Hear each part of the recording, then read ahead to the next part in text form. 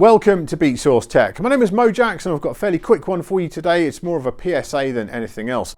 Last year saw the introduction of Serato Stems, and I was fairly cynical about that in the beginning. I wasn't entirely convinced. Now though, I have completely turned around. I'm obsessed with Serato Stems. I use them all the time and they have transformed the way that I DJ. They just have.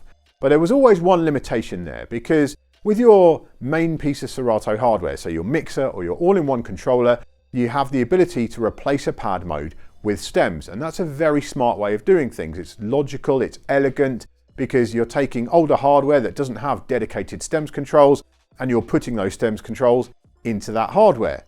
So I was a big fan of that. You know, you're replacing a pad mode you might not use that often, like loop roll or slicer or sampler, and you've got the stems controls there instead. It's worth bearing in mind, of course, that you can use Serato's MIDI mapping to remap stems controls onto any control you like, but it's just not quite as smooth as that replace a pad mode with stems option.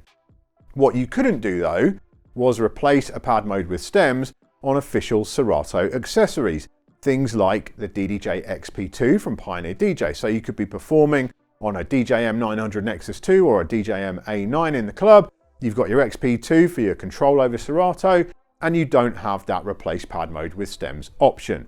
Well, now there is a public beta of Serato DJ Pro 3.1 that's just been announced, and that one comes with the usual raft of bug fixes, etc. There's also a version of Serato DJ Lite, version 3.1 of that as well. But for me, the headline is that now you have the ability to replace a pad mode with stems on all of the official Serato accessories, or at least as far as I can tell, it's all of the ones that are available. So we're talking about some really old stuff as well as the more recent things like the Akai AFX, that is ancient.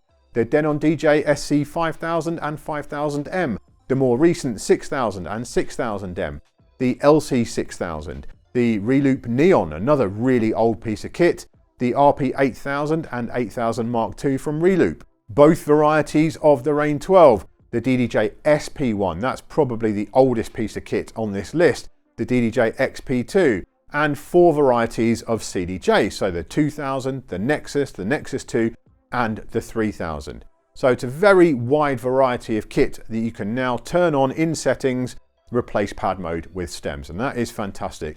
There are going to be some limitations, and a lot of that will be hardware dependent. So for example, I've been playing around with the beta and the CDJ 3000, and of course the CDJ 3000 only has hot cues, it doesn't have any other modes. So you can replace hot cues with stems, and that works really well, but there's no other options there because there just aren't options on the hardware.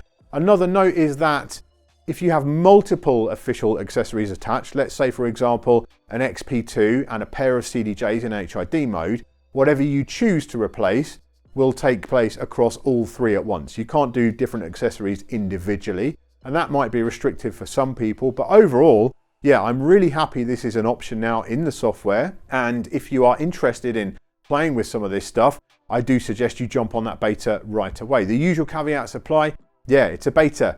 If it was ready for prime time, it wouldn't be a beta, it would be a full release. So bear that in mind, don't go installing it and playing around with it before a really important gig. But if you want to be a part of this process and get involved, you can head over to the Serato community forum now and start right away. In the comments, let us know. Were you also cynical about stems and have you turned around? Were you jumping on it straight away and really excited by the possibilities? And what kind of functionality would you like to see Serato bring to stems in the future? Thank you for watching this episode of Beatsource Tech. I do hope you've enjoyed it or found it useful. If you have, please give the video a thumbs up and make sure you subscribe to the channel so you don't miss any future videos. I'll see you next time.